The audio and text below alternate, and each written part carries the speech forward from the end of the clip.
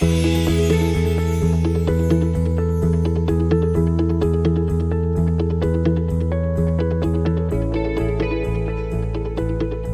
New Year! It's time to get restless. I'm Father Joseph Gill, and along with Lauren and Diane, we're here to ring in the new year with you. So, Happy New Year! Happy New Year! Happy New Year! Hope you guys didn't stay up too late last night, as it's January 1st. So, I don't know about you, but probably most people are very glad that 2020 is over. It's been in so many ways kind of a rough year. I don't know, has it been a rough year for you guys? Well, I was laid off, so that was kind of rough. And I'm certainly hopeful to return to work. And then my main sport was canceled in March. Haven't been able to play Ultimate Frisbee for a while now, so I'd love to get back to that. So yeah, it certainly impacted my normal routine, but I think I've dealt with it well. You know, I didn't ever become depressed or anxious or really fearful. I wasn't ever so worried about the virus. So I had that going for me, but it certainly impacted my life. How about you, Diane? Yeah, actually, I don't know. I thought 2020 was a defining year for me. Like, I feel like it totally changed everybody's routine, and I'm a very routine person, so it forced me to go out of my comfort zone in a lot of different ways. And I grew spiritually. I grew, like, just, I don't know, I feel well rested, like a lot better rested. Just not having to commute to work and having more time. So while things were difficult and are difficult and, like, not being able to necessarily see as many people as I want or, like, you know, to do the things that we used to do, I feel like, I don't know, the change was kind of welcome in a way. It's like a fresh, breath of fresh air. Yeah, hitting the restart button on life. Yeah, honestly, for me, 2020 was not a bad year. I mean, certainly, as you say, it upended a lot of things, but I had some really good times. But you missed us all, right, when we couldn't go to church? I did miss you all when you couldn't go to church. Yeah, that for me was definitely hard. You know, it was a hard part, but it was also a blessing. It was a blessing because it made me deepen my own prayer life, you know, realizing that, because a lot of times you get, as a parish priest, you get so wrapped up in the day-to-day ministry of, you know, got to open the church, you got to take care of confessions, I got to do this, that I got to finally step back and be like, okay, what's the big picture here? You know, how, like, am I serving God with my whole heart, soul, mind, and strength? Like, how can I recover that deep intimacy with Him? Yeah. So that was kind of a positive for me. On the whole, it's actually a pretty good year. So what was the highlight of 2020 and what was the low light for you? Well, I think I have to say, for me, I went to Madrid in March. I've talked about this previously, but so I got to travel outside of the country this year, which I think is certainly rare for most people. And through that trip, I made a new friendship with Sister Antonia. She's my spiritual director. So that's been another blessing for me. I really had only heard of spiritual direction like a couple of years ago. And it wasn't something I thought I needed or thought oh, I should try to find somebody. It just didn't occur to me. But then I went on this retreat and she offered it to me at the end. So we've been in communication about every month. You know, we do a little Skype call. She's about my age. Like, we just kind of hit it off on that trip. We get along. I like hearing about what she's doing there because she's a religious sister. So she obviously lives a completely different life than I do. It's really inspiring. And she's several times she's just kind of corrected me, you know, or redirected me, I want to say. If I'm thinking one way or something frustrated me or, I feel like I hit this block in my spiritual life because I don't want to do 30 minutes of silent prayer every day. You know, she'll be like, well, why don't you try going to adoration? Like, that might be better instead of doing it at home. Or the last time it was, why don't you try fasting? And that might help you with your spiritual strength. And I'm like, oh gosh, I don't want to do that. But, you know, it's a good influence. So certainly going to Spain was a highlight. And spiritual direction is like having a personal trainer for your soul. Exactly. You know, nobody likes your personal trainer. I mean, they make you do stuff you don't want to do. Like stop eating donuts and do push-ups. And, right. But in the end, you're really grateful because you're like, wow, I'm a stronger person. Exactly. That's awesome. I have a spiritual director as well, a priest up in Hartford, and I see him only once every maybe 3 months. But he keeps me on the straight and narrow. Nice. And how did you meet him? How did he become your spiritual director? So when I went to seminary down in Maryland, he was actually the head spiritual director of the entire house. Okay. So when I came to Connecticut, he was still down there, and for like 10 years he was down there, and finally he became a pastor up in Forestville, Connecticut, up in Bristol, and where ESPN, not EWTN, Yes. is based out of. Yeah. And so I was like, oh my gosh, he's back in Connecticut. So I called him up and Nice. said, hey, can you be my spiritual director? He's like, sure. That's awesome. Yeah, I think they're harder to come by around here. But I mean, I went to on the same retreat as Lauren did, different time. But I just texted Father Andy actually this weekend, being like, hey, can you have the sister respond? Because I do want to do spiritual direction as well. I think it's valuable. That's awesome. Yeah. Yeah, I don't know that every Catholic needs spiritual direction, but it can be very helpful if you're really trying to grow in a certain area, or if you're trying to discern God's will. Yeah, I guess I'll just see where, see whether I need it after talking to her. It's one of those things that, like, you kind of wonder if you've never done it. Yeah. Should I be doing this or should I not? And sometimes you don't need it regularly. You don't necessarily need it every month, every 2 months. It could just be once every 6 months, or just whenever you have questions. Yeah. Probably a good thing to have a resource. Yeah. But as a priest, I can tell you that's one thing I love to do, is spiritual direction for others. Because, it takes you really into the depths of someone's soul, which is kind of a beautiful, intimate place where you're kind of like, okay, where's God moving? What's God calling you to do? And it helps people grow in holiness, which is kind of cool. Awesome. So anyway, back to 2020. Yeah. What was, so that was a great highlight, actually, Thank you. to say that, you've been growing closer to Christ. I mean, I hope at the end of every year we can look back and say, wow, that year I grew so much closer to Christ. Because otherwise, what are we doing? We're wasting our time, I would say most people are not thinking that way, right? It's more like, oh, I meant to go to the gym more and I didn't, or I meant to lose 10 pounds and instead I gained it, Yeah. Right? Like we focus on certainly the body a lot when it comes to the new year, or maybe, oh, I got to move up in my career this year, or I want to buy my next car, or do you know what I mean? Mm-hmm. We're so focused on really these insignificant things. Yeah. So do you have any New Year's resolutions? For me, spiritually speaking, I think that I want to spend more time in prayer, like dedicated prayer time, and kind of trying more of that meditative and contemplative, the silent prayer, because I find that, in 2020, the blessing, I guess, of those days that we were not able to go to Mass is that there were parishes that were open every day and had adoration, at night. And so I think I went to adoration for 90 days. Like it was the biggest stretch of time, like the most I've been to adoration in a long time. And now that I'm not going as frequently because Mass is on, I do feel sort of the difference. So I do think that it's important to, I realize in my own sort of spiritual life and my tendencies and weaknesses, that having that dedicated time for silence and listening to God as opposed to talking at him and, all of those things, is very important. So that is my resolution. I don't really make That's really good one, physical resolutions or anything like that, because I feel like I'm a disciplined person. A lot of so you're already very much in shape and eat well and yeah, exactly. So I'm disciplined in those areas. I think that prayer is something that sometimes you're I know I need to do this, but I really don't want to. It's it's will over emotion. So, but it's something that I know that I need to do, and now's the time to do it. Honestly, for some people, and I don't know if you're in this boat, Diane, but maybe some people's resolution might be to actually work less and rest more. That is true. And I did start to do that in 2020. I mean, I totally I started sleeping a lot more because I my job is just very high stress and a lot of hours, and because of no commuting, I So how much is more? How much do you sleep a night? Now I get between 7 and 8 a night. That's really good. Yeah, and before I was getting a lot less. So geez. yeah, and then I revamped my diet completely, totally just restored my body, which I think is important. It's important to take care of your body because you're able then to kind of think better. Your just emotions, mental and spiritual are all sort of, everything is interrelated. So I do think that's important. So you kind of have to assess where you're at in all of those different realms of your life and, take care of yourself. That is you true.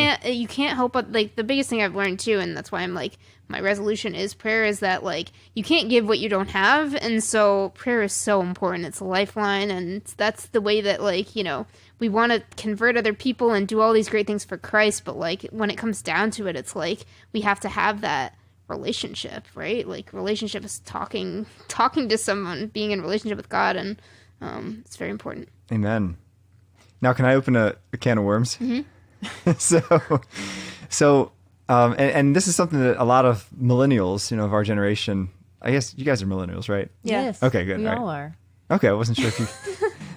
like, where's the Generation Z? That's like, it's just like 1996? 97? Is that what it is? Yeah, I don't know. Okay, I don't know. Somebody thought I was a baby boomer the other day. I was like... What? They thought that anybody over like 35 was a baby boomer. Oh, I was so insulted. Even though I'm not really... I kind of want to disown my generation at times to be a millennial. But anyway, so a lot of, I think, millennials love adoration, perhaps even more than the Mass. So what is more nourishing for you spiritually, adoration or the Mass?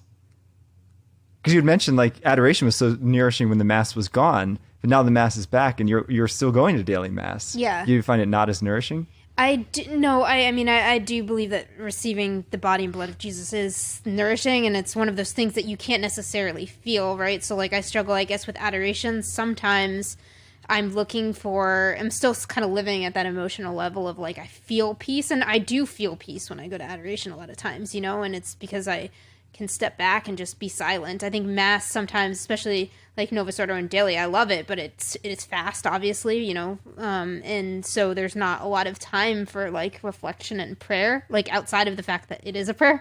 You know what I mean? The personal encounter, yeah. Yeah, but I corporate truly believe in, like, the graces that come from receiving communion, and those are things that they're not tangible, that we can't underestimate what the power of that is. And I do believe that it's completely changed my life, and that's why, like, if I had to choose between that and adoration. There's still adoration every day at like 12, but I choose Mass. What do you think, Lauren? I would say adoration, actually, especially if you can get to a point where you clear your mind and then you can sort of fall asleep. Which if you haven't done that, I guess, or if you haven't been taught that that's okay, you'd probably feel horrible about yourself, as I did when I started my retreat, because I fell asleep in the first 3 adorations, afternoon, the first night, and the first morning, and I was doing the head bobbing thing, Or, like, Definitely you did that cannot. too. Yep, Oh, and I'm yeah. like, oh my Been gosh. there, been So, there. like, by the third one, so the morning, like the first morning, I was like, okay, I have to sit by the side wall so I can just rest my head on the wall, and I'll stop bobbing it. So, I was embarrassed, and I'm like, oh, these sisters are behind me, and I'm asleep in adoration. And then shortly after that, we had the talk on silent prayer, and they explained you should clear your mind, and you may actually fall asleep. And I was like, oh my gosh, was I doing it? Or was I just tired? Because I'm exhausted, because I flew over here, and then I had a full day, and then I didn't sleep the first night, because that's when the president got on the air like, we're locking down the border, Oh, jeez. Yeah, so it was hectic. My dad called me at like 3 a.m. Spain time, like, Lauren, you have to come home. I'm like, it's 3 a.m. I'm going to try to sleep. And then, of course, I couldn't sleep, right? Because I'm like, oh, gosh, do I have to go back? Do I have to find a new flight? Is my flight going to be canceled on Sunday, right? So anyway, that's like how my trip started. Oh, my But gosh. I did have this experience, of falling asleep in adoration, and was taught that, that's resting in the Holy Spirit, I guess. And, the Holy Spirit can kind of... Right, exactly. If you're tired, you're tired. But if you can clear your mind, right, and maybe fall asleep, then the Holy Spirit can kind of take over and like heal your spirit, right? Because a lot of our souls are damaged.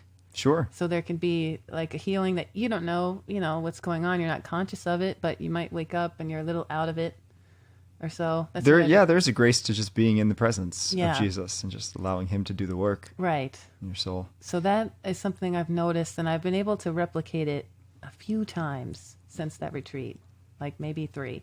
And it's been months. So I should probably be in adoration more. But when I go to Mass, I don't really have that connection.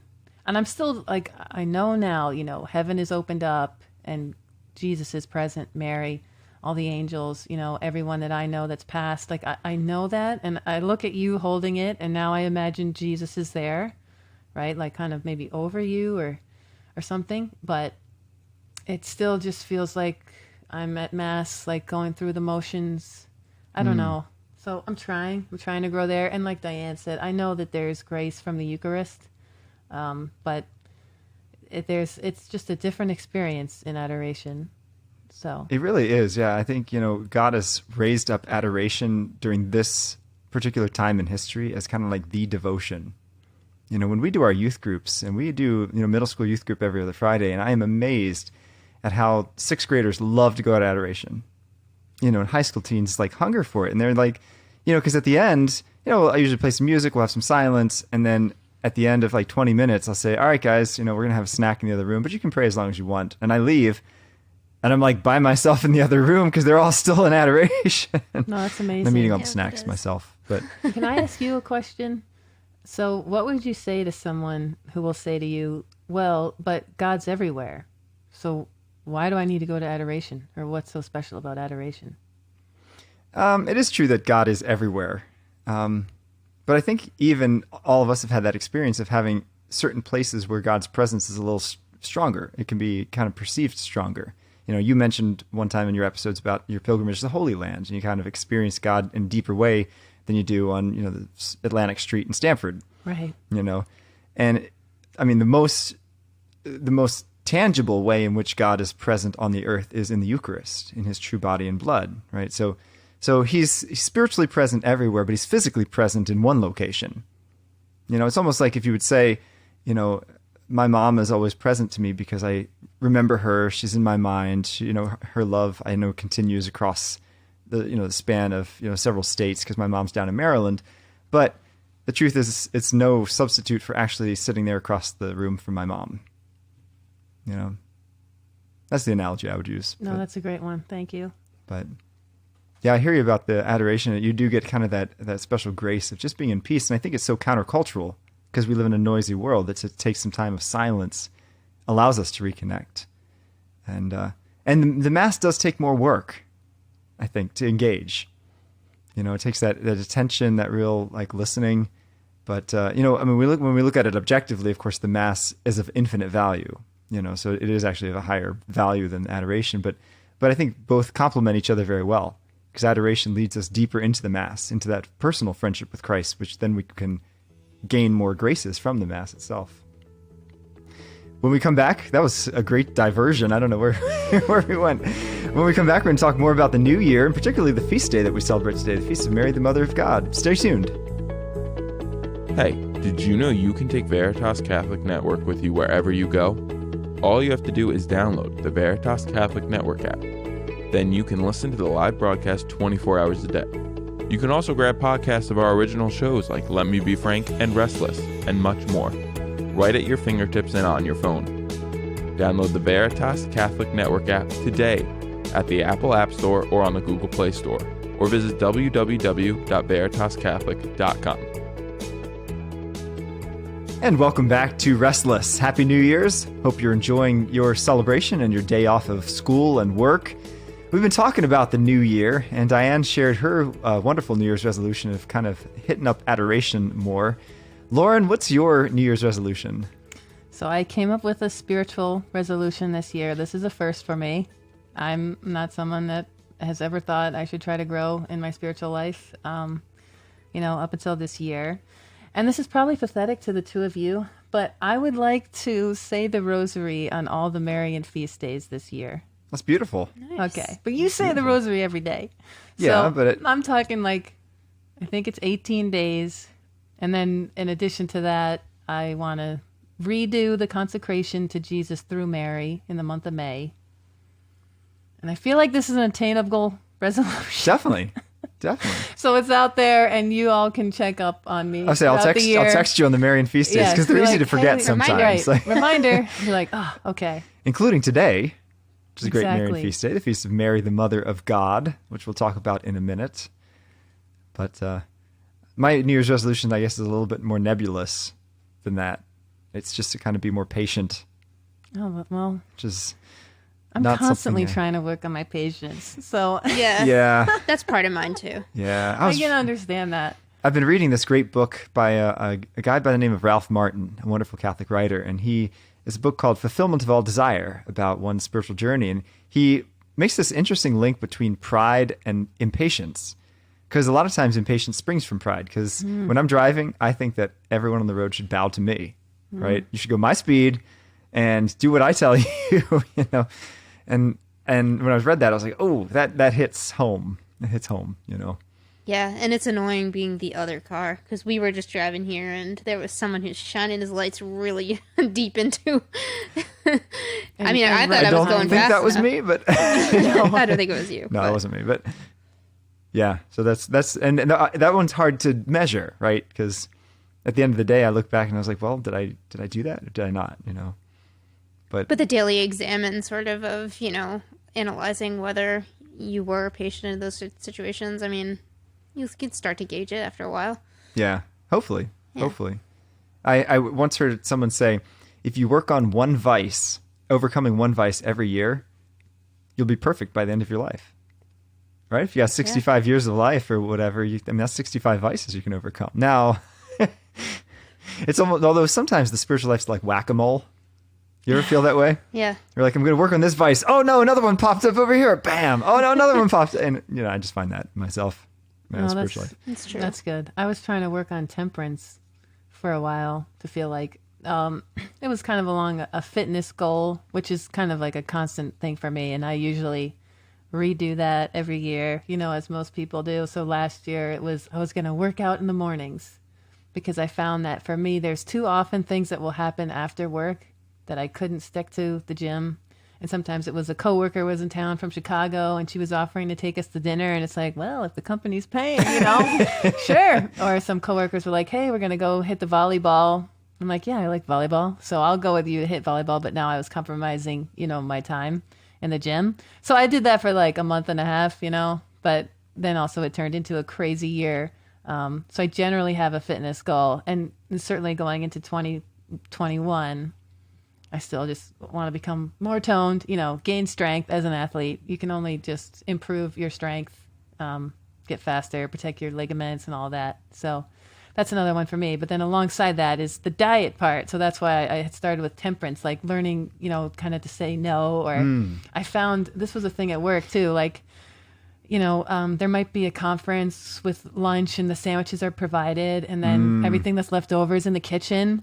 Yes. So you can just go in and take anything and it'd be like, oh, I'm going to have that sandwich, but I already ate lunch. It's like, no, learn to say no to those things, right? I don't need it. I already ate. Like, it's nice to have free food, but come on, like, it's just strengthening that will, to say no or to not overdo it. It's true. The no muscle, as Right. they say. So do you drink protein shakes? I don't. Because that's a penance in and of itself. That's I found a good one. Did you really? I had a chocolate one today. Whoa. Good Yeah. in protein shake. I've How never many- heard I'll that give in you the the same name. sentence. How many That's good. grams of protein is in it? 20. Okay. That seems like a good amount. It's plant-based. I think a lot of them, It tastes like chocolate milk. a lot of them Nice. have like, I don't know, 50 grams of protein or Yeah. something like And it tastes like ridiculous. dust. They think the Yeah, higher in which it case goes, you're like, all right, well, gross. I'm not some muscle man trying Yeah. to like gain 20 pounds of muscle here. Like, yeah, and I'm a still eating. lean chicken breast would be Yeah. probably a little tastier, Right. even with nothing on it. Exactly. Those are other great sources of protein. Well, speaking of temperance, that's actually a great connection to the next question, which is how do you usually spend New Year's? Do you stay up to So- midnight, watch the ball drop?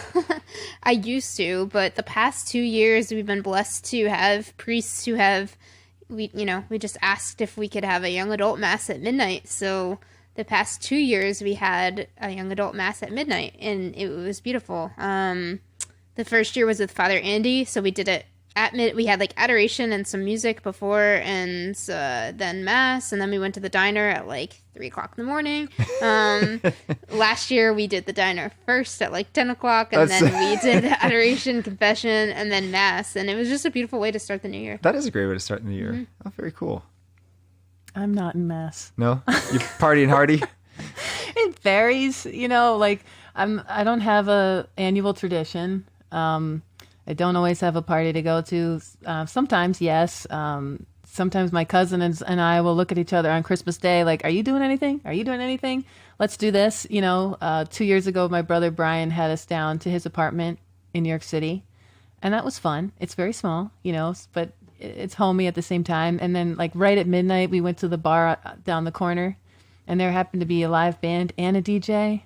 And I love a live band. There's just something about it, especially if they're good, right? Like if they sound good. So that was super fun.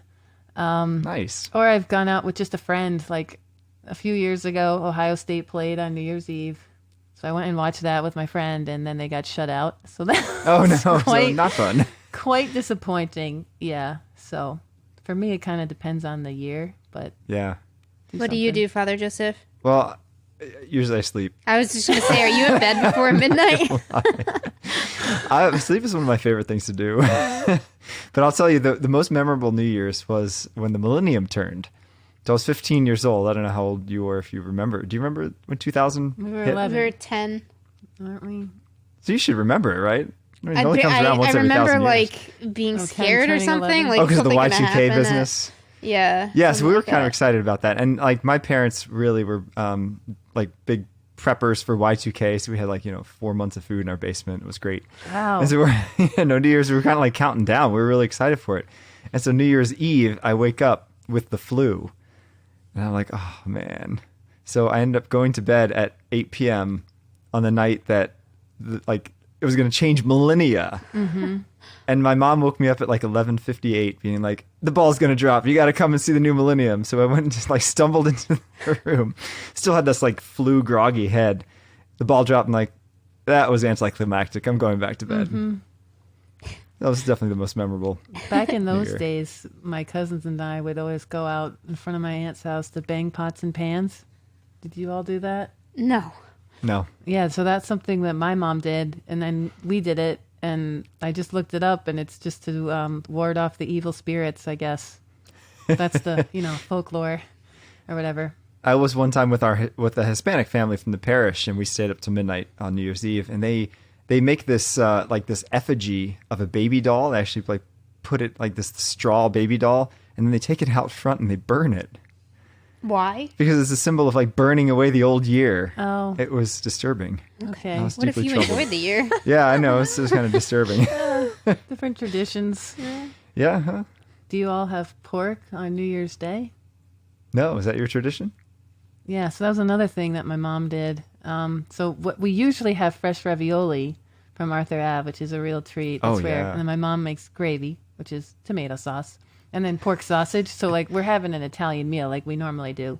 Or randomly, I'll mix it up and be like, how about pulled pork and mac and cheese? Because I'm in the mood to make mac and cheese. But yeah, we tend to have pork, and I looked that one up too. It's that a pig always moves forward. So Really? they're They can't move backwards? They're moving forward to the. Well, I guess they're always walking forward to eat. Which is what a lot of us are doing too, right? Oh, this is- Where's our next meal? So I don't That's know. right. That's another folklore thing. That's awesome. That's interesting. Yeah. I go to watch the polar bear plunge at the beach. Do you really? Yeah. One year I did that. Did you? I did. Well, it wasn't to raise money. It was just a friend and I just wanted to do it. Yeah. I wanted we- to do it too. My mom was like, please don't. Oh, you I was should. just like, You yeah. should. It I was know. great. Yeah. It was Maybe great. I'll do it this year. Yeah, we climbed up on an iceberg. Oh, It was in a wow. lake. It was great. Okay. Yeah, it was this really is just fun. a Todd's point. It's a little How long gross, were you in but- the water? 10 minutes or so. That's Oh, long. wow. See, Most people Yeah, just it go was- in and out. Yeah. It's like dunk and then come back We wanted out. to swim out to the iceberg. It was floating in the middle of the lake and climb on it. It was fun. wow. Okay. Yeah, it was really cold. I don't regret it at all. So, the great blessing of today is not only is it New Year's Day in the secular world, it's also a great feast in the Catholic world, the feast of Mary, the Mother of God. How awesome that is. So, why do you think we give this day to Mary? It's kind of a significant day, January 1st. Well, I had a thought about this, that Mary is always leading us to her son, right? So with the first day of the year, it's almost like setting up all of us that she's going to lead us to her son this year. Whether or not you acknowledge it or not, or if you even know that it's a Marian feast day, since she is the mother of God, right? This is such an important role. She's our guide, bringing us closer to Jesus, hopefully. And it's also kind of beautiful, right? Like every year you have this chance to get closer and closer and closer. Yeah. It's Consecrate also like year. the octave of Christmas too, so she gets that day. And then I had heard that January or New Year's Day is designated as like World Day of Peace. She's Queen of Peace, so Oh, is it really? yeah. Oh, I didn't know that. From a secular standpoint, yeah. So. Yeah. Huh. That would make sense. That makes sense. Yeah, I think it's so cool that we dedicate the whole year to her every year. And that Feast of Mary, the Mother of God. So it kind of was, it came from this council back in the 400s called the Council of Ephesus, where they were kind of debating, like, can you really call Mary the Mother of God, right? Because she's, if she's the Mother of God, wouldn't that make her God, right? She gave birth to God. And so they kind of had this big debate, and they finally realized, well, wait a second. If she gave birth not to like Jesus's divinity, she gave birth to Jesus, who's both human and divine, right? So you give birth to a person, not to a nature, not to not to what you are, but who you are. And so that's why they can call Mary the Mother of God, and that's kind of where that feast came from. Was just being able to say, Mary, she had this totally unique role in all of salvation history, and so it's worth like honoring her with a day. And she gets, as you mentioned, how many days was it? I think it's 18. 18 feast days in the year. That's awesome. That's awesome. How fitting for her to lead us to Jesus. Thanks so much for joining us on this New Year's episode of Restless. Here's your challenge. In this new year, make a resolution that's going to impact your spiritual life. There's a lot that we do for our physical life to lose weight or to get in shape, but also one to help you grow so that this time next year, when we're celebrating New Year's 2022, you can look back on 2021 and say, I grew closer to Christ during that year. Thanks so much for joining us. You've joined us on 1350 AM Veritas Catholic Radio, and also wherever you get your podcasts. From here in Ridgefield, Connecticut, signing off. Have a great day.